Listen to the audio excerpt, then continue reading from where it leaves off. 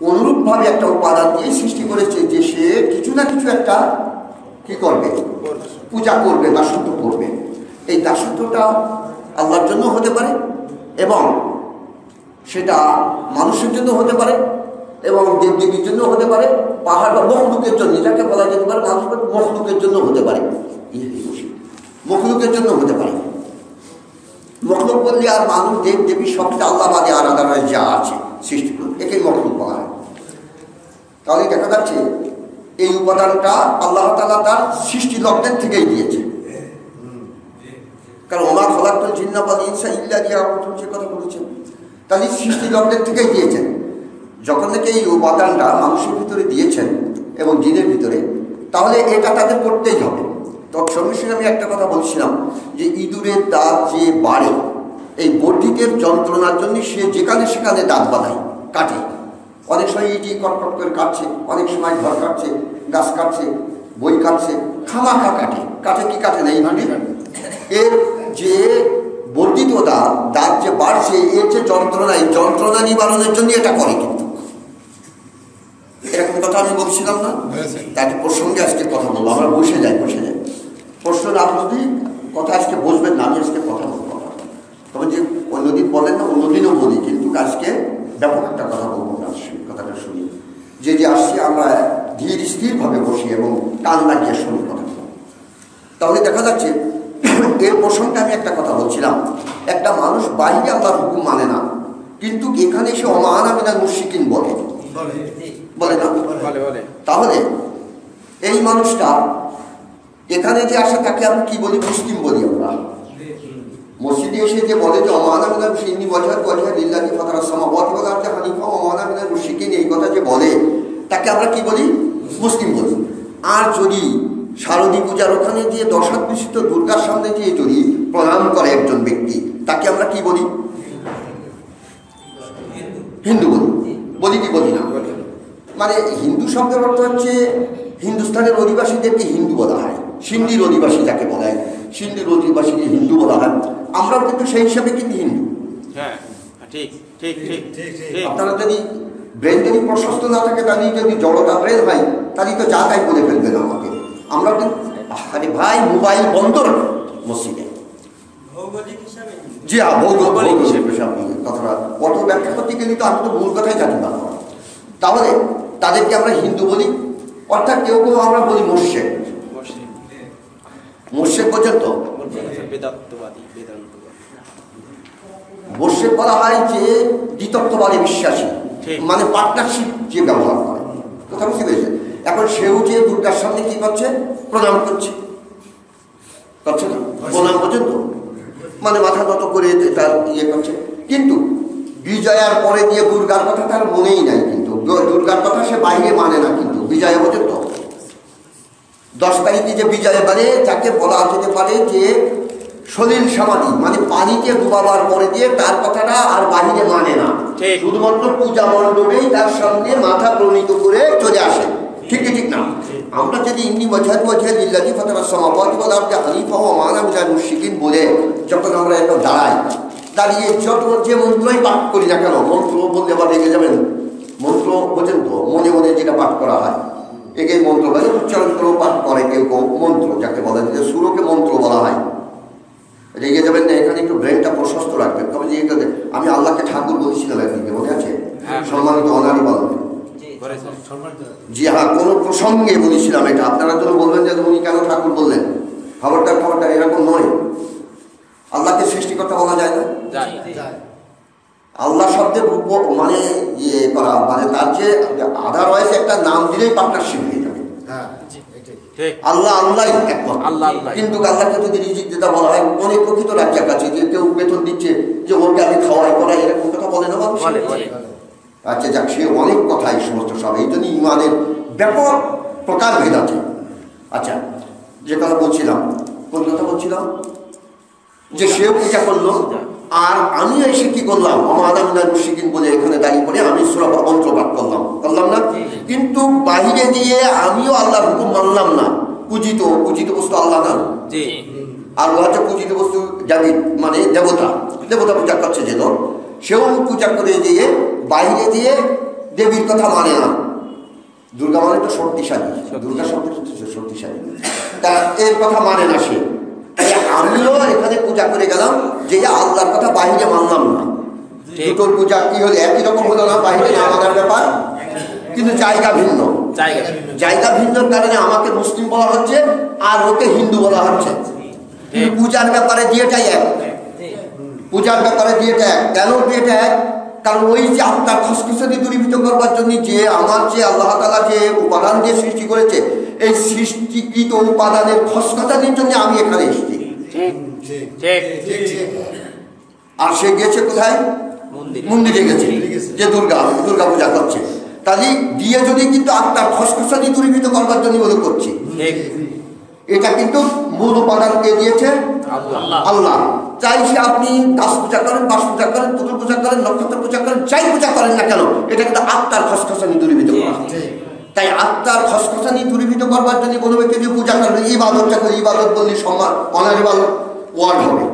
কিন্তু যদি ওটা কি ফরেন ল্যাঙ্গুয়েজ না ইবাদত, ফরেন ল্যাঙ্গুয়েজ বলছেন বিদেশি, যাকে আজমি বলা হয়। আগে তো আজমি উস্তাদের কাছে পড়েছি, আজমি গাইবন সাহেবের একটা হুকুম আছে না, আজমি আছে না, আজমি বলতে আজমি মানে কি করা, এরকম উস্তাদে বলে দিয়েছে। ছোট্ট মানুষ বুঝতাম না, ওরে আজমি মানে তার মানে আরব বাদে সবই আজমি ওরা বলে, আমরা বলি তার মানে মাদার ল্যাঙ্গুয়েজ বাদে আদার ল্যাঙ্গুয়েজ ফরেন ল্যাঙ্গুয়েজ, যে কথা আমি বলে দিয়েছি আপনাদের কাছে। কথাটা বুঝতে পেরেছেন? আপনারা শর্টে বুঝে নেবেন। তাহলে এখন কথা হচ্ছে কি, আত্মার খসখসানি দূরীভূত করবার জন্য এই ইবাদত ধরে নেওয়া হবে, এই পূজা। তাহলে সেই পূজার কোনো গুরুত্ব আছে না? আত্মার খসখসানি দূরীভূত করবার জন্য যদি পূজা হয়, বুঝতে পারছেন না? তাই একজন ব্যক্তি তাহাজ্জুদ গুজারি করছে, একজন ব্যক্তি একটা রক্তে নামাজ পড়ছে, কিন্তু বাহিরে আল্লাহর হুকুম মানছে না। বাইরে কি করছে না? আল্লাহর হুকুম মানছে না। তাহলে এটা ধরে নেওয়া হবে যে আল্লাহ তাআলা যে উপাদান দিয়েছে, এই উপাদানের খসখসানি দূরীভূত করবার জন্য ও এই পূজা করছে। এই পূজা কোনো কার্যকারিতা নয়। এখন যদি আল্লাহর হুকুম, তার সঙ্গে সঙ্গে যদি আল্লাহর হুকুম মানত, তাহলে কিন্তু বলা যেত যে না, ওটা আত্মার খসখসানির জন্য না, ও উনির উপরে ডিপেন্ড করে বাইরের হুকুম মানছে। সেই জন্য ইন্দাস সালাতা তানহা আনিল ফাহশা ওয়াল মুনকার, এই জন্যই বলা হয়েছে নামাজি ব্যক্তিকে কি করে?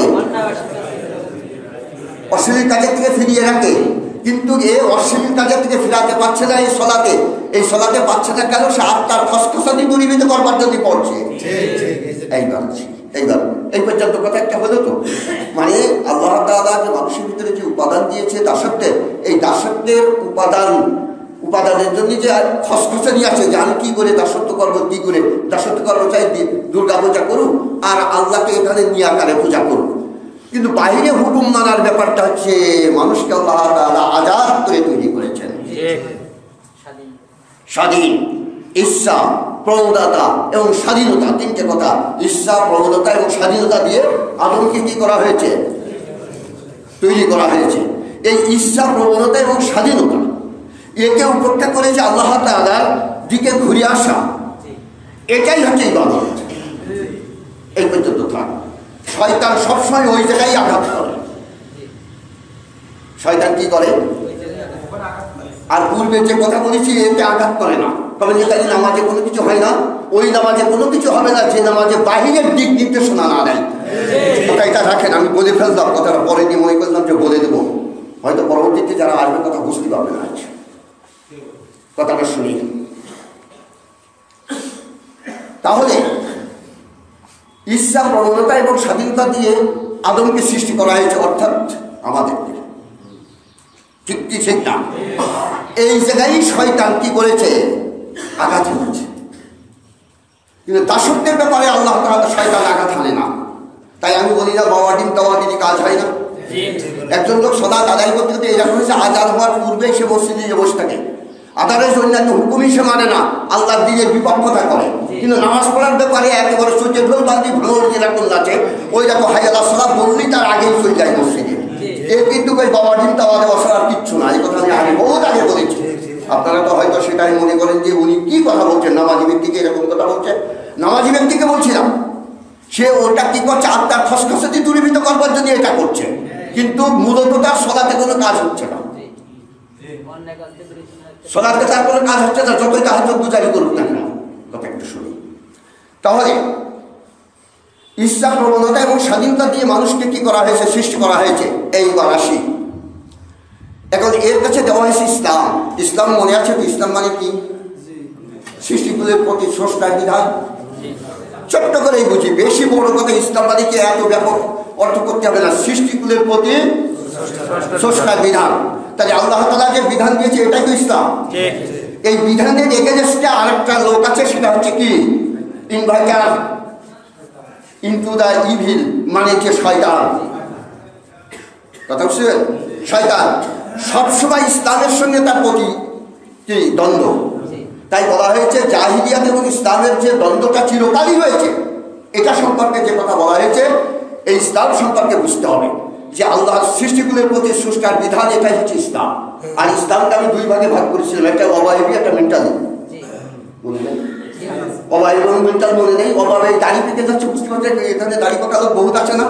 সে কি বলতে পারবে যে আমার দাড়ি পেকে যাচ্ছে, আমি বিপক্ষতা করবো? দাড়ি পাকা ব্যাপারে কি বিপক্ষতা করে পারবেন? শক্তি কমে যাচ্ছে, এর বিপক্ষতা কোর্টে কেস করে কেউ কেউ বলতে হবে যে ইনার দাড়ি কেন পেকে যাচ্ছে, কালো দাড়ি ছিল বা দাড়ি আগে উঠিল না, এত দাড়ি উঠেছে, দাড়ি পেকে যাচ্ছে, এ নিয়ে তো তর্ক বিতর্ক হতে পারে না। কিন্তু মেন্টালিটি ব্যাপারে তর্ক বিতর্ক আছে। তাই ইসলাম হচ্ছে দুই প্রকার, একটা হচ্ছে অবয়ব আর একটা হচ্ছে মেন্টালিটি। মেন্টালিটি ইসলামটাই হচ্ছে মূল ইসলাম। কিন্তু অবয়বটা যে এটা তো চাঁদ সূর্য যেটা উঠছে নামছে, এটা আল্লাহ তাআলা নিয়ন্ত্রণ করছে। আমার অবয়ব ইসলামকে আল্লাহ নিয়ন্ত্রণ করছে, এ আল্লাহর ইখতিয়ারের বাইরে আমার অর্থ নেই। কিন্তু আমার মেন্টালিটি ইসলামে যে আল্লাহর বিপক্ষতা করতে পারি, আমি তবে যে আল্লাহর বিপক্ষতা করতে পারি, আমার নালে করে এত বড় হয়ে গেছে, দেখেন করছে কি করছে না। মেন্টালিটি ইসলামে আল্লাহর বিপক্ষতা করছে না। এই জায়গায় সেই হচ্ছে শয়তান ধাক্কা দিচ্ছে। এখন মানুষকে কি হিসাবে তৈরি করেছেন আল্লাহ তাআলা? প্রতিনিধি হিসাবে। এই তার মূল যে সম্মানটা, সে কার প্রতিনিধি? আল্লাহর। যেন তেন ব্যক্তির নয়, কার প্রতিনিধি? আল্লাহর প্রতিনিধি। এই হিসাবে তো এর মূল্য বেশি নাকি? আশরাফুল মাখলুকাত কোন হিসাবে? সে এই হিসাবে না। মানুষকে আশরাফুল মাখলুকাতকে বলা হয়েছে, এটা কোন হিসাবে? তার প্রতিনিধিত্ব দিয়েছে কে? আল্লাহ দিয়েছেন প্রতিনিধিত্ব। এই প্রতিনিধিত্বের সঙ্গে হচ্ছে শয়তানের এইবার গন্ডগোল আসে। কয়েকটা গন্ডগোলের কথা সামনে তুলে ধরব। আমার পিতা, আদি পিতা কোথায় ছিল? জান্নাতে। ঠিক ঠিক না? তাই জান্নাতে ছিল, জান্নাতে গেলে তো কেউ বেরোবে না। তাহলে জান্নাতে তাকে রাখা হয়েছিল। তাকে কি করা হয়েছিল? জান্নাতে রাখা হয়েছিল এবং বলা হয়েছিল তুমি খাও দাও এবং পান করো, সবকিছু কথা রাগা দাও, মানে একেবারে বাউন্টিফুল, যাকে বলা যেতে পারে যে একটা পরিতৃপ্তি ভাবে, ভাই আজকে খেয়েছি, জীবনে এরকম খাওয়া খাইনি, এই একটা কথা যাকে বলা যায় বাউন্টিফুল। কিন্তু বলা দেখেন, তাই বন্দা হিসাবে আদমকে কিন্তু তখনও কিন্তু আল্লাহ বন্দা হিসাবে রেখেছেন। বন্দা বোঝেন তো? বন্দা, বন্দা এটা কোন শব্দ? ফার্সি শব্দ। বন্দায় বন্দা গোলাম শব্দ না, বন্দার অর্থ গোলাম। ভালো কথা। এটা হচ্ছে কোন ল্যাঙ্গুয়েজ? মানে ফার্সি। এটা ফরেন ল্যাঙ্গুয়েজ, কিন্তু ফার্সি দেশের। আচ্ছা, বন্দা হিসাবে রেখেছেন। বন্দা কাকে বলা হয়? যে কারো গোলামি করে, তাকে তো বন্দা বলা হয়। তাই এখানে আল্লাহর গোলামিটা কি? ওই গাছের কাছে না যাওয়া, যথা ইচ্ছা তথা যাও, তিনি এই জায়গা বাদে। প্রথম ছাড়পত্র দিয়েছে, আরবিতে প্রথম হা বছর দেয়, তারপরে না বছর, তাই না? ইল্লা ইল্লা ইল্লা, অ্যাকসেপ্ট অ্যাকসেপ্ট অ্যাকসেপ্ট, পরে দিয়ে না বছর। এটা বাক্যে মানে ভাষার একটা তাৎপর্য। তাহলে তুমি বেহেশতের ভিতরে যথা ইচ্ছা তথা যাও, খাও দাও, পান করো, কোনো আপত্তি নাই। যেখানে পারো সেখানে শোষে, যেখানে পারো সেখানে থাকো, কোনো আপত্তি নাই। কিন্তু একটা আপত্তি আছে। আপত্তিটা কি? যে তুমি ওই গাছের কাছে যেও না, তোমরা দুইজন কি করো না, ওই গাছের কাছে যেও না। এখানে একটা হুকুম কথা বলছেন আল্লাহ তাআলা। কারণ খাওয়ার পরে তাই গিয়েছে, তাই খাওয়ার আগে দিয়ে অনেক সময় গেছে। আর তা যদি না যাবে, খাতি যদি ওই জায়গায় যাই গিয়েছে, তাহলে যাওয়ার সঙ্গে সঙ্গে যদি খাওয়ায় যদি শর্ত না করতো, তাহলে যাওয়ার সঙ্গে সঙ্গেই তো পাঠিয়ে দিতে। যে নিষেধ করেছে জাতি তুই গেলি কেন, কিন্তু এখানে খাওয়ার পরে কোরআনের এই ভাষাগুলো বোঝা একান্ত দরকার। আল্লাহ বলছেন যে খবরদার ওখানে তোমরা দুইজন যেও না, কিন্তু খাওয়ার পরে দাঁড়াচ্ছে, তাহলে গেলি কোনো অসুবিধে নেই। মানে দেখা যাচ্ছে যে জাতি নিষেধ করেছে, তার খাতি লাগলি তো চাইতে হবে, তাহলে খাওয়ার আগে যাওয়া, তাহলে ওই সময় বললি তো যে তুই গেলি কেন, তোরে না নিষেধ করছি আই তুই গেলি কিনলেই তোরা এই কথা তো বলতে পারতেন। তাহলে বুঝলাম যে গেলি অসুবিধে, তার মানে এখন বলবো যে গেলি অসুবিধা ছিল না, খালি অসুবিধা, খাওয়ার পরে দাঁড়িয়েছে। এই ভাষাগুলো কোরআনের এই সমস্ত ভাষাগুলো বোঝা খুব মুশকিল আছে, এগুলো খুব চিন্তা ভাবনা করতে হয়। আচ্ছা যাক, ওখানে তো খাওয়ার কথা তো নিষেধ করেনি, যাওয়ার কথা নিষেধ করেছে, তাহলে খাওয়ার আগে যাওয়া, হ্যাঁ খাতি হলেই যাইতে হবে। তাকে খাওয়ার পরে যখন তার দাঁড়িয়েছে তাহলে যাওয়াটা আগে ছিল, তাহলে খাওয়ার পরে দাঁড়িয়েছে, তাহলে যাওয়া যখন আগে হয়েছে তাহলে যাওয়া বৈধ ছিল, খাওয়াই অবৈধ। কথা বুঝতে পেরেছেন? এই জন্যই যুবক যুবতী যখন থেকে রমজান মাসে দিনের বেলা এক জায়গায় হবে না, নিরিবিলি ঘরে, নতুন বিয়ে করেছে 25 বছরের যুবক, 18 বছরের যুবতী, রমজানে নিরিবিলি ঘরে থাকবে না দিনের বেলায়, কিন্তু দিনের বেলা নিরিবিলি ঘরে থাকলে অসুবিধে নেই, তারপরে গড়ার যদি একদিনান থাকে, মানে আত্মবিশ্বাস থাকে যে আমি টিকে থাকতে পারবো, তো ওই গাছের গোড়ায় দুইজন দিয়ে যদি শুয়েও থাকতো তাহলে তারাইতো না। কথা বুঝতে পেরেছেন? এদের যে ঘরে যেতে নিষেধ পাচ্ছে, ঘরে যাওয়া নিষেধ না, ওই যে কথা বুঝতে পারেননি, অ্যাপ্রোচ হয়ে যেতে পারে, অ্যাপ্রোচ হয়ে যেতে পারে দুইজন 25 বছর আর 18 বছরের যুবক সবাই মাত্র বিয়ে করেছে, এখন রমজান মাসের আগে দিয়ে কয়েকদিন আগে বিয়ে করেছে, এখন দিনের বেলা যদি অ্যাপ্রোচ হয়ে যায় তাই তো মুশকিল আছে। এই জন্য ওদেরকে বলা হচ্ছে যে তোমরা যেও না, কিন্তু ওরা দুইজন দিয়ে ঘরে গিয়ে এক জায়গায় গিয়ে নিরিবিলি দরজা দিয়ে শুয়ে থাকতে কোনো আপত্তি নাই। আদবার হাওয়া যদি ওই গাছের তলায় যদি বিছনা করে যদি রাত দিনও থাকতো তাও কিন্তু তাড়াইতো না। রমজান মাসে যদি স্বামী স্ত্রী এক জায়গায় থেকে তো অসুবিধা আছে, কিন্তু অসুবিধা তো ওই কারণ। এবার ক্লিয়ার হয়েছে, এবার ক্লিয়ার হয়েছে, তাই না? এখানে উপায় উপকরণ নিষিদ্ধ, হ্যাঁ উপায় উপকরণ নিষিদ্ধ মশলা, এই জায়গায় তো নিষিদ্ধ, হ্যাঁ উপায় উপকরণ নিষিদ্ধ। আচ্ছা যাক, কিন্তু উপায় উপকরণ নিষিদ্ধ মশলা, মূল বস্তু নিষিদ্ধ কিন্তু উপায় উপকরণ নিষিদ্ধ না। আচ্ছা যাবি, ঠিক আছে, কথা শুনি। তাহলে এখন দেখি আদম আলাইহিস সালামকে কিভাবে ধোঁকা দিচ্ছেন। ওখানে না যাওয়া হচ্ছে আদমের ইসলাম মানা, ওই গাছের ফল না খাওয়া কি আদমের ইসলাম মানা, কারণ ইসলামটা কি ছিল যে ওখানে যেও না, ওই গাছের ফল খেও না, এটাই তো ইসলাম ছিল না। এখন ইসলামের সঙ্গে দ্বন্দ্ব শয়তানের দিন, যে বলছে যে শোনো কি জন্য তোমাদেরকে নিষেধ করেছে বলতে পারো? আচ্ছা, নিষেধের সংজ্ঞা তো আদম জানে না যে কেন নিষেধ করা হয়েছে, নিষেধ করেছে আমি যাবো না, ভালো কথা, খাবো না। নিষেধ করা হয়েছে এই জন্যই, এই সাজার খুলদ বলা হয়েছে এটাকে, স্থায়ী গাছ, যে গাছটা খাওয়ার, যে গাছের ফল খাওয়ার পরে দিয়ে তুমি কি হয়ে যাবে, চিরস্থায়ী হয়ে যাবে, তুমি আর ভ্যানিশ হবে না, তুমি আর মরবে না, তোমার ইন্তেকাল আসবে না, এই কথা বলে দেওয়া হয়েছে। এবং কি হবে, চিরস্থায়ী তুমি বসবাস করতে পারবে, কোনো আপত্তি থাকবে না, এই জন্যই নিষেধ করা হয়েছে। এখন আদমকে যদি ইচ্ছা, প্রবণতা এবং স্বাধীনতা না দিতেন, আর আল্লাহ যেটা নিষেধ করে দিয়েছে তার যদি করবার ক্ষমতা না থাকতো, তাহলে ওই গাছের ফল খেতে পারতো না। কিন্তু তাহলে ইচ্ছা, প্রবণতা এবং স্বাধীনতা দিয়েছেন, মেন্টালিটি দিয়েছে কি দিয়েছে না, এই জন্যই ওরা কি করলেন, ওই গাছের ফল খেয়ে ফেলল। তাহলে প্রলোভন দেখিয়েছে ডিসিভার, শয়তান তো ডিসিভার, প্রলোভন দেখিয়েছে না। এগেনস্টটা কার সঙ্গে, আদমের না আল্লাহর আইনের? জি হ্যাঁ, একদিনকে বলেছি আমি, কিন্তু খেলা করছে কার সঙ্গে, আদমের সঙ্গে না। মাঝখানে মাধ্যম কিটা, মাঝখানে তো আদম আর শয়তান এক পক্ষে, আর আল্লাহর হুকুম এক পক্ষে, ঠিক কি ঠিক না? সরাসরি তো আল্লাহর সঙ্গে না, আল্লাহর হুকুমের সঙ্গে। আল্লাহর হুকুম একদিকে আর শয়তান একদিকে, আর মাঝখানে খেলা হচ্ছে কার নিয়ে, আদমকে নিয়ে। কথা বুঝতে পেরেছেন? কারণ সিজদার সময়ই তো বেকায়দা হয়েছে, সবাই সিজদা করেছে কিন্তু আদম ইবলিস করে নাই, ইবলিস করে নাই। ইবলিস না করার দরুনই তো শয়তান হয়েছে, ঠিক কি ঠিক না? ও তখন আল্লাহর সঙ্গে ওয়াদা করেছে যে দেখতে পাবে আমি পেছনে উপরে নিচে সামনে সব দিক থেকে আমি তাকে কি করব, ইনভাইট করব। আমি তার জন্য ইনভাইটার, সব দিক থেকে আমন্ত্রণকারী। আর আমি এমনভাবে মুজাহিন করব, আমার কথাগুলো এমনভাবে সৌন্দর্যমণ্ডিত কোয়ালিফাই করে দেখাবো, ও পতঙ্গের মতো ঝাঁপিয়ে পড়বে। আগুনে যেরকম ঝাঁপিয়ে পড়ে, আলোতে দেখেন না বিদ্যুৎ আলো জ্বালানি কিভাবে পতঙ্গ আসে, দেখেন এইভাবে ঝাঁপিয়ে পড়বে। তখনই আল্লাহ তাআলা বলছেন লা সুলতান আলাইহি, তোমার কোনো অথরিটি নেই জোর করে নিয়ে যাওয়া। তাছাড়া আমার অথরিটি নেই কথা ঠিকই, আমার কোনো ক্ষমতা নেই তাকে জোর করে আমার দলে সামিল করবার আমার কি নাই, ক্ষমতা নাই।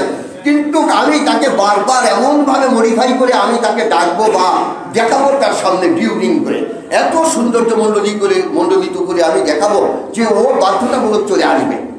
আল্লাহ তাআলা বলছেন যে যে একত্ববাদে বিশ্বাসী, যে আমার আইন মেনে নেবে, সে তোমার ডাকে সাড়া দেবে না। কথা বুঝতে পেরেছেন? এই কথা বলা হচ্ছে। তাহলে শয়তান সবসময় কার হুকুমের সঙ্গে, কার দেওয়া বিধিবিধানের সঙ্গে পাল্লা দিচ্ছে? তাই ইসলাম না আল্লাহর দেওয়া হুকুম। তাই যুগে যুগে যখন আদম আলাইহিস সালাম জান্নাতে ছিলেন, সেখান থেকে নিয়ে আজকে পর্যন্ত দেখুন, আজকে ছোট্ট করে মাঝখানে আরেকটা কথা বলে, আজকের জামানার কথা একটু তুলে ধরবো, প্রেজেন্ট লাইফের কথা। যুগে যুগে নবী এবং রাসূলরা, হযরত ইব্রাহিম আলাইহিস সালাম নমরুদের সঙ্গে কি হয়েছে, বাগবিড়বন্যা হয়েছে না? মুসা আলাইহিস সালাম কার সঙ্গে? ফিরআউনের সঙ্গে। ফিরআউন বলতে একজন ব্যক্তি নেই, ফিরআউন গোষ্ঠীর সঙ্গে। কথা বুঝতে পেরেছেন? মিশরের বাদশাদের সঙ্গে। কিন্তু ইউসুফ আলাইহিস সালাম কিন্তু ফিরআউন আগে, এই ফিরআউন গোষ্ঠীর আগে পটিফার আজিজুল মিসর, কিন্তু তার তখন তো হয়তো আজিজ, পরবর্তীতে ফিরআউন, এখন তো প্রধানমন্ত্রী। ঠিক না? মাঝে যে বাদশা, মোগল বাদশা চলে গেছে না, এবং রাজা গেছে না, এক এক সময় এক এক নামে অভিহিত করা হয়েছে, কিন্তু রাজা কারোর নাম না, একজন ব্যক্তি রাজা। গত কয়েকদিন আগে আমি বললাম না, নবী কথা কারোর নাম না, কিন্তু মোহাম্মদ নবী বলিনি কথা। নবী মানে মেসেঞ্জার, যে খবর দেয়, সে একটা মেসেজ দিল, মেসেঞ্জার একজন। মোহাম্মদ মেসেজ দিয়েছে, আল্লাহর মেসেজ নিয়ে মানুষের কাছে দিয়েছে, সেই জন্য তিনি কি হয়েছেন, নবী, মেসেঞ্জার হয়েছেন। কিন্তু এই মেসেঞ্জার ওনার নাম না, কিন্তু একথা আমি বলেছিলাম, আপনারা অনেক লোকের মনে জড়তা হয়ে গেছে কিছু কিছু লোকের এখন দেখি।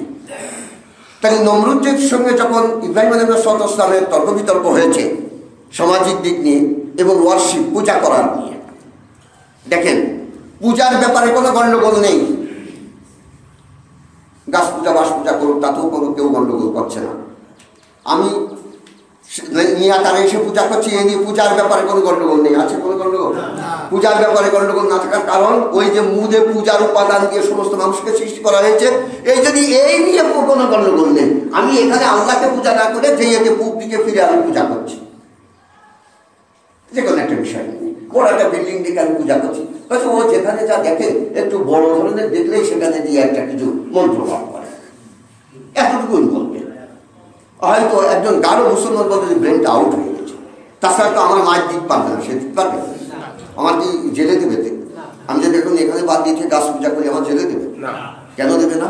তার মানে পূজার উপাদান সবার ভিতরে রয়েছে যে একটা না একটা কিছু করতেই হবে। কিন্তু যখনই নাকি আল্লাহর আইন বাস্তবে রূপ দেওয়ার জন্য বা আল্লাহর আইন মানার চেষ্টা করবো, তখনই কিন্তু নমরুদ ফিরআউনের সঙ্গে বেরিয়ে যাবে। এবার বুঝেছেন? তাহলে এটাকে গণ্ডগোল নেই। কেন? মূল উপাদান দিয়ে তৈরি করেছে, ইবাদতের মূল ইবাদত পূজার উপাদান দিয়ে তৈরি করেছে, এই জন্য কেউ গণ্ডগোল বাজাচ্ছে না, কেউ গণ্ডগোল বাজাচ্ছে না। মক্কার কাফেররা কিন্তু একই জিনিস পূজা করতো না। 360টা পুতুল ছিল, কেউ একটাকে বেশি ভক্তি করতো, কেউ আরেকটাকে বেশি ভক্তি করতো, তা নিয়ে তাদের গণ্ডগোল ছিল না। আপনারা ইতিহাস ধরবেন, কোনো আপত্তি নাই। মক্কার কাফেরদের 360টা পুতুল ছিল না, মাহবুদ যাকে বলা হয়, দেবতা মাহবুদ। এই মাহবুদ মানে পূজনীয় বস্তু। কোনোদিন কাউকে হয়তো দৈনন্দিন পূজা করা হতো, কাউ সপ্তাহে, কাউ মাসে একদিন এরকম পূজা করতো, লাত বানাতে দৈনন্দিন করা হতো। 360 তো ছিল, মক্কার ঘরে ছিল না। মক্কার ঘরের ভিতরে 360 ধরা সম্ভবপর ছিল না। হয়তো বাইরে আশেপাশে দেখেন না, অনেক জায়গাতে বাইরে আশেপাশে অনেক পুতুল তৈরি করে দেখেন না, এরকম ছিল।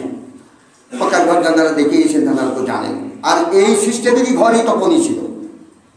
হাজ্জাজ বিন ইউসুফের জমানায় এটা নতুন করে আবার পূর্বে জাকাতে নিয়ে যাওয়া হয়। এ কিন্তু বোঝা আছে। আচ্ছা যাক, আলিমে জাহিলিয়াতের জমানায় যে কায়দায় তৈরি করা ছিল ওই কায়দায় নিয়ে গেছেন। এটা খুব মুশকিল। হুজুর আকরাম সাল্লাল্লাহু আলাইহি ওয়াসাল্লাম বলে গিয়েছিলেন যে নূতন মুসলমান যদি না হয়, আয়েশা থেকে বলছেন যে তোমার কওম যদি নূতন না হতো তাহলে আমি এটা ভেঙে সংস্কার করে ইব্রাহিমের কায়দায় তৈরি করে দিতাম। কিন্তু পরবর্তীতে এই উপরে বুনিয়াদ করে কয়েকবার ভেঙে তৈরি করেছিল ওটা। আপনারা কাবা নির্মাণের ঘটনা পড়ে দেখবেন, কয়েকবার তৈরি করেছেন। কিন্তু হাজ্জাজ বিন ইউসুফ একার পূর্বের জায়গায় নিয়ে গেছেন। মোহাম্মদ বিন হাম্বল ফতোয়া দিয়ে দিয়েছেন যে বারবার ভাঙা যাবে না, নাই প্রত্যেক বাদশাহ একবার করে ভেঙে ওটা তৈরি করত। আপনারা ইতিহাস পড়ে দেখবেন, তিরমিজি শরীফে এই ইতিহাসটা ধরেছে দারুণভাবে। এটা তিরমিজি সরাতে যে আপনারা পড়বেন, বড় কিতাব, এটা পড়ে দেখবেন। এটা 10 বার যে কাবা নির্মাণ হয়েছে এটা সম্পর্কে ব্যাপক। আচ্ছা যাক, তাহলে ইব্রাহিমের জমানায় পুতুল পূজার সম্পর্কে গন্ডগোল হয়েছে, হয়নি? ইব্রাহিম ওদের ওয়ার্শিপ জাতি পূজা করতে তা নিয়ে গন্ডগোল করেছে। সামাজিক ব্যাপারে যখন থেকে কথা বলেছেন তখনই গন্ডগোল। হযরত মুসা সাল্লাল্লাহু আলাইহি ওয়াসাল্লাম কার সঙ্গে গন্ডগোল হয়েছে? ফ্রাউর সঙ্গে কায়কাবুদ। ওনার জমানায় ফ্রাউকে কায়কাবুদ, ওর নাম ছিল কায়কাবুদ। কায়কাবুদের সঙ্গে গন্ডগোল হয়েছে। গন্ডগোলটা কি নিয়ে? রববিয়াত নিয়ে। দেখেন গন্ডগোলটা কি নিয়ে? রববিয়াত নিয়ে। কারণ শয়তানের গন্ডগোলই তো রববিয়াত নিয়ে। কারণ ইসলাম যে ব্যক্তি দিয়েছে সেই ব্যক্তি রব না? ইসলাম মনে আছে তো কাকে বলা হয়? সৃষ্টিগুলির প্রতি স্রষ্টার বিধান। তাহলে যে ব্যক্তি রব সেই ব্যক্তিই তো দেবে। তাহলে যে ব্যক্তি ইসলাম দিয়েছে ওই ব্যক্তি রব, যে ব্যক্তি বিধান দিয়েছে ওই ব্যক্তি রব। তাহলে এখন যে ব্যক্তি বিধান দিয়েছে ওই ব্যক্তিও রব। আইন মানে একেবারে যুক্তিসঙ্গত, এটা অলঙ্ঘনীয়। ঠিক কি ঠিক না ভাই? এই জন্য এখন যদি আমরা এই বিধান মেনে যাই তাহলে আমাদের রব কি আল্লাহ হবে না এই বিধানদাতা হবে? বিধানদাতাই তো রব। নাকি মুখস্থ করে গেলে রাজিতু বিল্লাহি রব্বা ওয়া বিল ইসলামি দীনা, এটা মুখস্থ করে গেলে কি কবরে মনে থাকবে? কারণ বুখারী শরীফের হাদিস, ইজা মাতাল ইনসানু ইনকাতা আমালুহু, তার সমস্ত সবকিছু বন্ধ হয়ে যাবে, সে নতুন করে কিছু বলতে পারবে না, পূর্বের কৃতকর্মের উপরে তার জবাব আসবে। তাই এখন বর্তমান যে বিধানটা, যার দেওয়া বিধান মেনে নেওয়া হচ্ছে, এই বিধানটাই হচ্ছে এর রব। তাই এখন কথা হচ্ছে দেখেন, তাহলে এইটাই আমাদের জন্য ইসলাম। কেউ তো বলতে চাবেন না ইমান চলে যাবে, হাজী সাহেবরা তো বলবেই না, কারণ হাজী সাহেবদের ইমান অত্যন্ত দৃঢ়। আমি কিন্তু আপনাদেরকে ছোট করছি না, মানে আমি আপনাদেরকে আরো বেশি মডিফাই করে আরো একটু দৃঢ়তা দেখাতে চাচ্ছি হাজী সাহেবদের। এখন দেখেন, তাহলে আল্লাহ তাআলা আমাদের রব। এখন আল্লাহ যখন আমাদের রব, আর রবের বিধান যারা মানবে সেই হচ্ছে প্রতিনিধি এবং বাস্তবায়ন করবে, তাই না? এখন আল্লাহ তাআলা যাতে আমাদের রব না থাকতে পারে, এটাই হচ্ছে শয়তানের ইচ্ছা। শয়তানের ইচ্ছা কি? আল্লাহ তাআলা যেন মানুষের কোনো রব না থাকতে পারে। কথা বুঝতে পেরেছেন? এখন তাই দাসত্বের উপাদান দিয়ে যে ইবাদত করবার যে বিষয়টা, এটাকে কিন্তু কি করা হয়েছে? ধর্ম বলে অভিহিত করে সমাজ ব্যবস্থার থেকে দূরীভূত করে দিয়েছে। সূক্ষ্ম কথা হয়েছে, বুঝতে পারেননি এখনো। তাই ব্যাপার হচ্ছে ধর্মের ব্যাপার আপনার যা তাই, আপনার ব্যক্তিগত ব্যাপার, কিন্তু সামাজিক ব্যাপার কিন্তু রাষ্ট্রের। এরকমটা ব্যাপার করে দিয়েছে না? কিন্তু ইসলাম তো পরিপূর্ণ করবে তাই রাষ্ট্রীয় ব্যাপার যতক্ষণ পর্যন্ত তার ভিতরে না আসবে আল্লাহ তাআলার দেওয়া নীতিমালা অনুযায়ী, ততক্ষণ পর্যন্ত ও মুসলিম হবে না। অ্যাজ এ ম্যান, শুধু মানুষ ছাড়া কিছু নয়। তাই সে ন্যাশনালিটি বাঙালি হোক এবং যে দেশই হোক না কেন, তাতে কোনো আপত্তি নাই।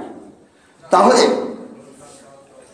এই জন্যই একেবারে এত সূক্ষ্মভাবে, একটু আগে এখানে একটা কথা হচ্ছিল, সেই কথাটা আমার পূর্বের কথা পুনরাবৃত্তি করছিলেন এখানে কয়েকজন লোকে।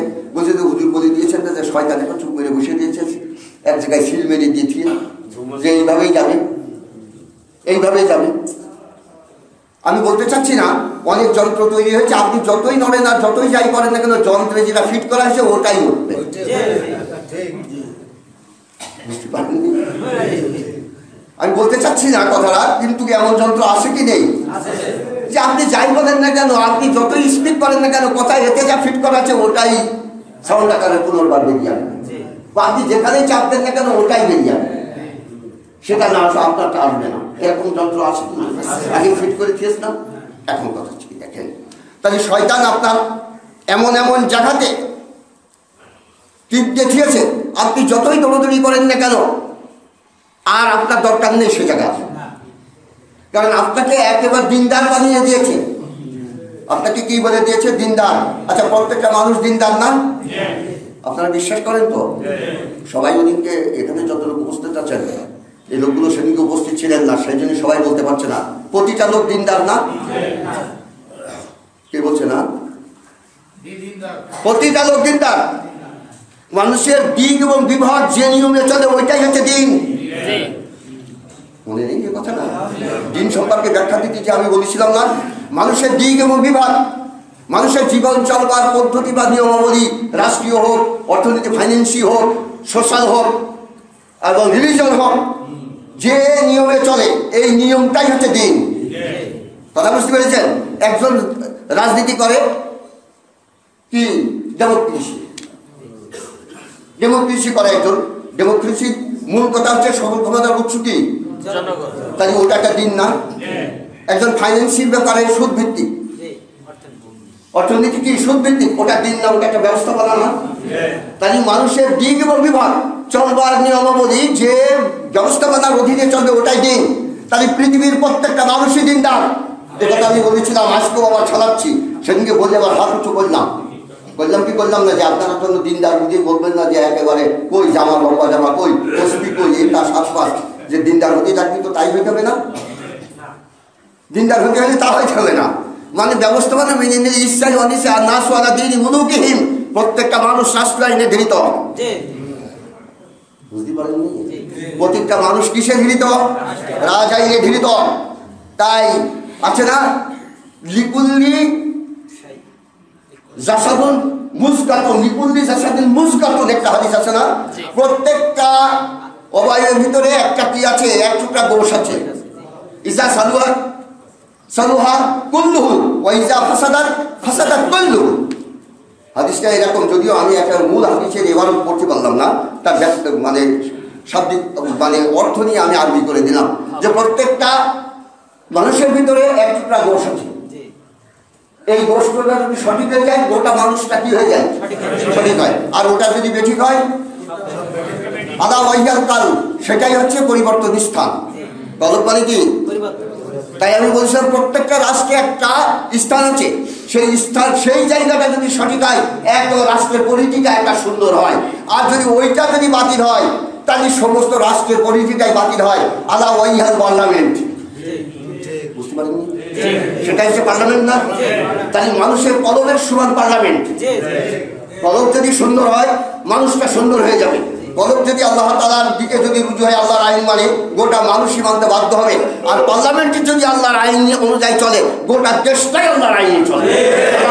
পার্লামেন্ট, এই কথা আমি বলেছিলাম, বহুত আগে দিয়ে বলেছি এই কথা। ওই মসজিদে প্রথম আসে বলবার পরে দিয়ে বলে যে রাজনীতি করছে লোকটা, রাজনীতিবাদে কোনো ইসলামই নাই। আজ পর্যন্ত যে সমস্ত লোকেরা বলে যে রাজনীতিকে ইসলাম থেকে পৃথক করো, তারা কিন্তু মুরশিদ এবং তারা অস্বীকারী ইসলাম। যতই হজ করুক না কেন, তাতে করে যাই আসে না। আমার থেকে বেশি হজ করেছে আবু জেহেল, আবু লাহাব। এখানে যত হাজি আছে এখানে অন্তত বছরে দুবার যান, তারা দৈনন্দিন করেছে, তারা দৈনন্দিন করেছে। তাই বলেছিলাম খেয়ে দিয়ে হেগে মুচে, বাংলা আমার দেশের ভাষা বললাম, হেগে মুচে শব্দ ব্যবহার কেন? পয়লা যে হেগে মুচে আসলাম আমি, পায়খানা পেশাবের কথা আমি বলি নাই। তারা খেয়ে দিয়ে গড়িয়ে পায়খানা করে তারপরে পেশাব করে সেই জায়গায় লালিত পালিত হয়েছে। তাদের বাড়ি একেবারে হেরামের গায়ে। যারা দেখে গেছেন হাজি সাহেবের কাছে, আমার কথা বলতে আর ভয় নাই, উনি বানোয়ার কথা বলছেন। ওনারা এখন ওদের চোখের সামনে দেখছে সে সমস্ত জায়গাগুলো। তাহলে তাদের সঙ্গে হজ করে পারিছি? কতক্ষণই পারি নাই। আর লম্বা জামা আমাদের থেকে তাদের বেশি ছিল, ছিল না? আমাদের দেশে লম্বা জামাই হচ্ছে সব থেকে বড় একটা uniform Islam. Not uniform. Government of the not uniform for the Islam. ইসলামের কোনো ইউনিফর্ম নাই। এটা ইসলাম হচ্ছে মূল বস্তু, ডাবের আবরণ নট কিছু। পানি হচ্ছে ওয়াটার, তার ভিতরে পানিটাই হচ্ছে মূল বস্তু। ইসলাম এমন একটা জিনিস, আদর্শের নাম। ইসলাম হচ্ছে এমন একটা জিনিস কোনটা প্রায় জীবন ব্যবস্থায় তার ইসলাম নেই, সে আল্লাহর আইন মানে না। কিসের মুসলমান সে? তাহলে ফিরআউনের সঙ্গে মুসা কি নিয়ে গন্ডগোল হলো? রব নিয়ে গন্ডগোল হলো না? আর ফিরআউনের ঘরে জাহিলি শক্তি। আচ্ছা, জাহিলিয়াত রাজশক্তির উপরে ভর করে চলে না? গত কয়েক জমা আগে যে বলেছি, কি বলেননি? মনে আছে আপনাদের? মনে আছে তো? আমি কিন্তু অন্তত দৈনন্দিন অন্তত পক্ষে কোনো বই না পড়লো লাইলি মজনুর কিস্সাটা আপনি এক লাইন বই আসবেন, বলি নেই। বড় আফসোস করে বলেছি, কেন আপনারা পড়তে চান না? পড়ার কি কোনো সময়কাল আছে না? উতুবুল ইলমা মিনাল মাহাদ ইলাল লাহাদ। লাহাদ মানে কি? কবর। আর মাহাদ মানে আই ঘুম যাই ঘুম বাতি বাড়া দিয়ে বাতিদের ছেলে ঘুমাইছে আলু মুড়ি দিয়ে, এটাকে ঠেলে আর পাই না, দোলনা দেখেন না, ঠেলে আর পায়। আই ঘুম যাই ঘুম বাতি পড়া দিয়ে বাতিদের ছেলে ঘুমাইছে আলু মুড়ি দিয়ে, ধান ফুরালো পান ফুরালো বর্গি এলো দেশে, খাজনা দিব কিছু আর প্রতিদিন সবুর করো রসুন গুনেছি, এইরকম কথা আচ্ছা যান, এগুলো ঠিক করে রাখতে হয় যে কোন সময় কি কাজে লাগে। এখন কথা থেকে দেখি তাহলে ফ্রাউনের সঙ্গে গন্ডগোল কি নিয়ে? রববিয়াত নিয়ে। কথা বুঝতে পেরেছেন? ফ্রাউনের মাথায় এরকম ভাবে চাপিয়ে দিয়ে রেখেছে জাহিলি শক্তি মানে শয়তান, এমন ভাবে তার মাথায় ঢুকিয়ে দিয়েছে আমি রব, আমি তোমাদের বড় বিধানদাতা, আমার বাহিরে আর বিধানদাতা কেউ নাই। তার মানে জাহিলি শক্তি তো রাষ্ট্র ক্ষমতার উপরে কি করেছে? ভর করেছে। চিরকালে দেখেন নবী এবং রসুলদের সঙ্গে জাহিলি যে ক্ষমতা, যে রাষ্ট্র শক্তি তাদের কি করেছে? বিরোধিতা করেছে। আজকে যদি আপনি আল্লাহর আইন বাস্তবায়ন করতে চান, রাষ্ট্র শক্তি আপনার বিরোধিতা করবে। কিন্তু ধর্মীয় রিলিজন যেটা নামাজ রোজা হজ জাকাত পালন করবেন, তাতে কিন্তু রাষ্ট্র শক্তি কোনো কিছুই করবে না, চাই মুসলিম স্টেট হোক আর অমুসলিম স্টেট হোক। কথা বুঝতে পেরেছেন? মুসলিম রাষ্ট্র হোক, ইসলামী রাষ্ট্র না, মুসলিম রাষ্ট্র আর ইসলামী রাষ্ট্রের ভিতরে আপনাদের এই যদি ব্যাখ্যা দিতে হবে পরে এক জুমা বেরিয়ে যাবে। তাহলে মুসলিম স্টেট আর ইসলামী স্টেট তফাৎ কি? যে দেশের নাগরিক বেশিরভাগই মুসলমান এবং বাদশাহ মুসলমান বলে অভিহিত করে, কলেমা পড়ে, অথচ আইন ইসলামী, এটা কিন্তু মুসলিম স্টেট, কিন্তু ইসলামী স্টেট নয়। আল্লাহ ইসলামী স্টেটের কথা বলেছেন। এ একদিনকে যদি সময় পাই তো বলবো, একটা কথায় ব্যাপক জিনিস রয়ে গেছে। তাহলে ফিরআউন যখন বললো যে আনা রব্বুকুল আ'লা, মুসা নবী সাল্লাল্লাহু আলাইহি ওয়াসাল্লাম না, আপনার কথা রাইট না, তাই কি রব?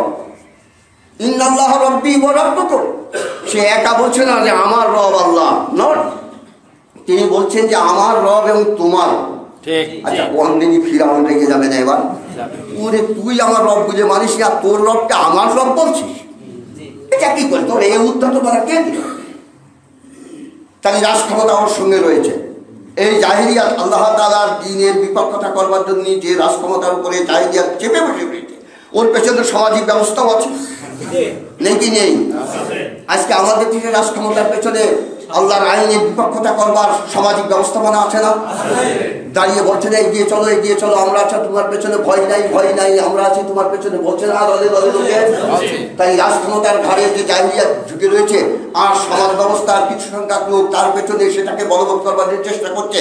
আর তারা প্রত্যেকে একে অপরের সঙ্গে দলসাজক, এত রাতের অন্ধকারে যেমন নাকি আল্লাহ তাআলা 30 পাহাড়ের পরে যদি একটা পিঁপড়ে হেঁটে যায়, তার পায়ের শব্দ উনি জানতে পারেন, পারেন কি পারেন না?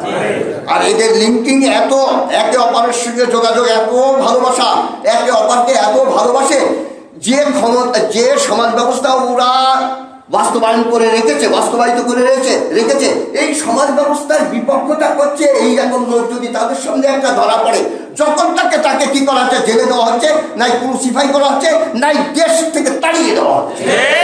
বহুত আগে গিয়ে আপনাদের সঙ্গে বলেছি, নতুন করে বলার অবকাশ রাখে না এই সমস্ত কথা।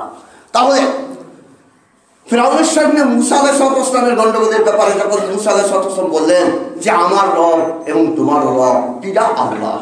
তাহলে আল্লাহ বলতে একটা সত্তা আছে, ফিরআউন জানতো না, কিন্তু আল্লাহর ব্যাখ্যা আগে দিত, সেই দেশের নামের কথা বলতো, আল্লাহ কি বলতো, আল্লাহকে কি বলে সেই দেশে। এখন আমাদের দেশে হিন্দুদের কাছে কাছে বলে ভগবান হচ্ছে বিধানদাতা, তাহলে বোঝা যাচ্ছে যে আল্লাহকে এখানে ভগবান বলে অভিহিত করছে, বা সৃষ্টিকর্তা হচ্ছে বিধানদাতা। কথা বুঝতে পেরেছেন? কিন্তু সে বলেছে কি আল্লাহই হচ্ছে বিধানদাতা। তাহলে ফিরআউন আল্লাহ সম্পর্কে জানতো, তাহলে এটা তার ঈমান ছিল। কিন্তু বিরাট লোকে যে বলেছে যে আল্লাহ পরিমাণ থাকলে জান্নাতে যাবে,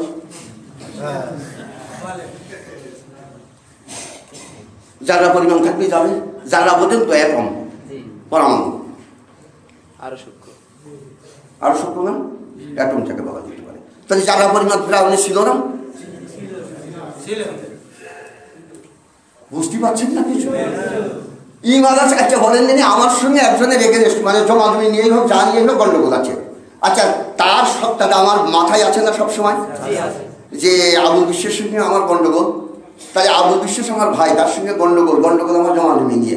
আচ্ছা, গন্ডগোল জমা জমি নিয়ে যখন হচ্ছে তখনই তো তার সঙ্গে সে আমার এনিমি, আমি তার এনিমি, কিন্তু তার নামটা আমার মাথায় আছে।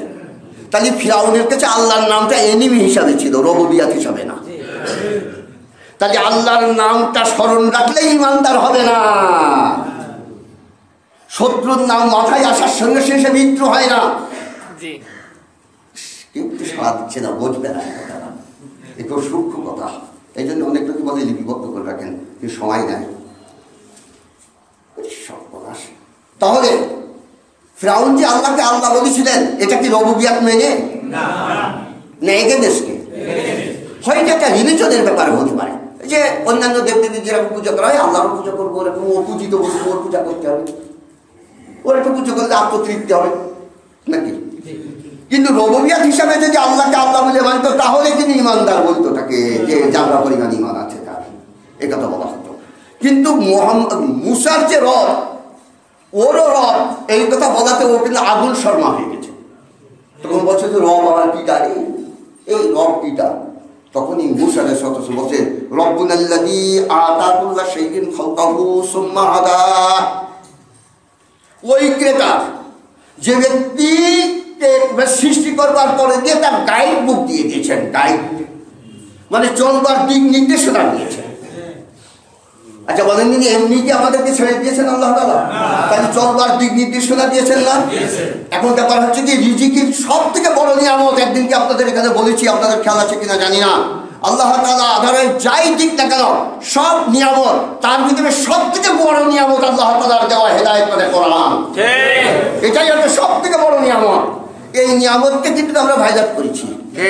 আমরা কিন্তু আল্লাহ আমার ভূমিতে ধান দিয়েছে, খুব ভালো, আল্লাহর কত বড় নিয়ামত, আমার শরীরটা ভালো রেখেছে, আমার চোখ এখনো ভালো আছে, আমার গায়ে এখনো শক্তি আছে, আমি কাজ করতে পারি, আমি চলাফেরা করতে পারি, এটা আল্লাহর নিয়ামত। কিন্তু আল্লাহ তাআলা এর থেকে বড় নিয়ামতে কোরআন দিয়েছে, এটা কি নেবাই করেছে। কাজে এই আইনটা আচ্ছা ওটা বাদ দাও তিনি, ওটা সমাজে চলে না। আচ্ছা বলেন, তাকে আল্লাহকে মেনেছে?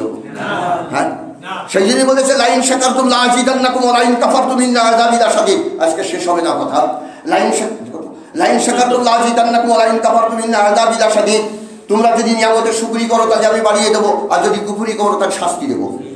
আচ্ছা বলেন, এই জায়গায় তো বলার দরকার ছিল নিয়ামতের শুকরি করলে নিয়ামত বাড়িয়ে দেবো, আর কুফরি করলে কমিয়ে দেবো। তা বলি এখানে তাই হয় না, বাড়ানোর ইন্টারেস্টের ইয়েতে যে ইয়ে হয়ে যাবে, কমিয়ে দেওয়া হবে না, ডিক্রিয়াস হয়ে যাবে না, কমিয়ে দেওয়ার কথা। কিন্তু এখানে কমিয়ে দেওয়ার কথা বলে নাই। তোমরা যদি শুকরগুজারি করো তাহলে তোমাদের নিয়ামতকে বাড়িয়ে দেবো, আর যদি কুফরি করো, এটা যদি না মানো তাহলে কি করো, আমার আযাব অত্যন্ত কঠিন। তাই সব থেকে বড় নিয়ামত হচ্ছে কোরআন। তাই মানুষ কিন্তু নিয়ামতের কুফরি করে, কোরআনের বিপক্ষতা করে, এই জন্য আবার আযাবের উপযুক্ত হয় সে। কথা বুঝতে পেরেছেন না? কিন্তু ভালো ফসল হয়েছে, বলে যে আল্লাহ খুব ভালো ফসল দিয়েছে, আমার আল্লাহ ভালো ফসল দিয়ে বারবার বলছে আল্লাহ দিয়েছেন তাই হয়েছে, আল্লাহ দিয়েছেন তাই হয়েছে। এতে কিন্তু খুশি হয়নি আল্লাহ। আল্লাহ খুশি হয়েছেন যে আল্লাহর দেওয়া বড় নিয়ামতের সে কদর কতটুকুন করছে। এখন দেখেন, ফিরাউন আল্লাহকে আল্লাহ বলে একটা সত্তা আছে, মুসার আল্লাহ ফিরাউনের আল্লাহ একই সত্তা, কিন্তু গুণগত দিক থেকে একে অপরের ডিভাইডেড। মুসার আল্লাহ রব, ফিরাউনের আল্লাহ মাবুদ। আর কি বলো, আমি ব্যাখ্যা দিয়ে দেবো। ফিরাউনের আল্লাহ হচ্ছে কি, মাবুদ, সে পূজোর বস্তু। আমাদের দেশে আল্লাহ হচ্ছে পূজার বস্তু, রব নয়। তাই অধিকাংশ লোক তাকে পূজা করে, তাহাজ্জুদ পূজারি করুক, জোহরের নামাজ পড়ুক, নামাজ পড়লে ভালো কথা হয়, সলাৎ বলতে আরো ভালো কথা হয়, পূজা বলতে একটু গন্ডগোল হয়। এখন আমরা সলাৎ, জোহরের সলাৎ, আসরের সলাৎ, মাগরিবের সলাৎ, এগুলো আমরা আদায় করি কি করি না? তাহলে এ হলো কি, আল্লাহ হলো মাবুদ। মাবুদ মানে যার কি করা হয়, পূজা করা হয়, তাহলে এগুলো পূজা। কিন্তু আল্লাহ হবে রব। মুসার আল্লাহ ছিল কি, রব, আর ফিরাউনের আল্লাহ ছিল কি, মাবুদ। তাহলে আমাদের দেশে যারা নাকি আল্লাহর আদেশ, আল্লাহর আইন যারা মানে না, মানবরচিত আইন যে যারা জীবন চালায়, আমাদের দেশে এই সমস্ত ব্যক্তিদের আল্লাহ হচ্ছে মাবুদ। আল্লাহ কি মাবুদ? নকল করতে পারলে বলবেন না, সবাই বলবেন লা ইলাহা ইল্লাল্লাহ, আল্লাহ ছাড়া কোনো মাবুদ নাই। আমি যাই বলছিলাম, মাবুদ যাকে পূজা করা হয় এটা মুজাক্কার, ম্যান, আর মাবুদা ওম্যান, মহিলা। বুঝছেন? তাহলে মাবুদ থাকতে মাবুদা থাকতে হবে। তাহলে আল্লাহ যে রব, তাহলে মুসা আল্লাহ কি ছিল, রব ছিল, বিধানদাতা ছিল। তাই যে সমস্ত ব্যক্তিরা আল্লাহর আইনের মাধ্যমে সব জায়গাকে মডিফাই করতে চায়, সঠিক করতে চায়, আল্লাহর আইন সব জায়গাতে বাস্তবায়ন করতে চায়, তাদের কাছে আল্লাহ হচ্ছে কি রব। এবার মাহবুদ আর রবের ভিতরে গন্ডগোল আছে না? মাহবুদ তো শুধু পূজাই ঠান্ডা, আর রব হচ্ছে তার আদারাইজ হুকুম মানার ভিতরে ঠান্ডা। আলহামদুলিল্লাহ সময় শেষ হয়ে গেছে না?